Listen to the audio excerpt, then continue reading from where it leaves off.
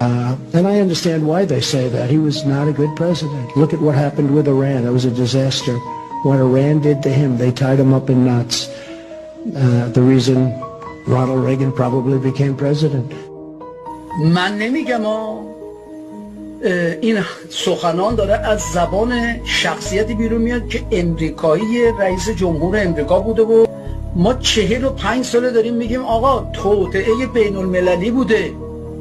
خود خدایگان در فرمایشاتشون در موقعی که مجبور شدن کشور ترک کنن، اگر اشتباه نکنم در پاناما ایشون فرمودن، بله در پاناما ایشون فرمودن که تمام خبرگزاری‌های جهان یک صدا همزمان عین چیز هست، گروه ارکستر هست، یه نفر اون بالا مثل چوب رو میگیره دستش، شاهنشاه، خدایگان، آریامهر بزرگ، شاه شاهان، شاه مهربان، شاه بشردوست، شاه شریف، شاه با شرافت، شاه میانپرست، شاه صلح‌دوست، یه دفعه شد مولوی شاه خودم یه جنایتکار که 7 تا عکس داره 10 تاش با آفتاب است، یه مرتبه شد مسیح زمان. خب آقا این قدرت چیه؟ این قدرت مدیا.